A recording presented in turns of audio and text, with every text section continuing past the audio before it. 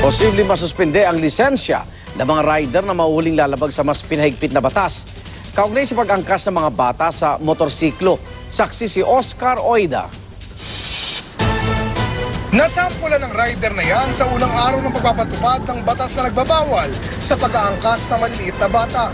Sa ilalim nito, mga bata lang na abot ang paa sa footpeg, kayang yumakap sa baywang ng rider at nakasuot ng helmet ang papayagang umangkas sa motorsiklo. Kasi may age limit po tayo na inaano kasi mga anak ko naman po, isang 12 saka isang 8 po eh. Ang pagkakaalam ko po, 7 years old eh. Bawal din ang higit sa isang angkas. Din po violation. Pwede ko pong makita yung lisensya niyo at saka ORCR ng motor, sir. Ang design po ng motorsiklo, alam po natin na hindi pang pamilya yan. Ang maximum po is 2. Bakit po ganun? Yun po yung safe na design ng motorsiklo. Hinarang din ang mag-asawang nakamotor sa Aurora Boulevard.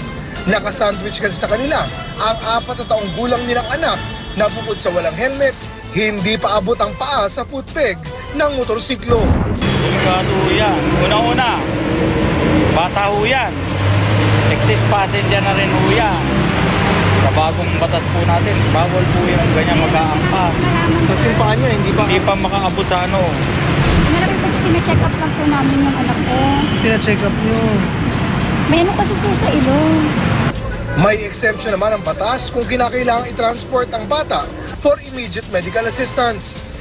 Sakop ng batas ang lahat ng pampublikong kalsada sa buong bansa na may heavy volume of vehicles.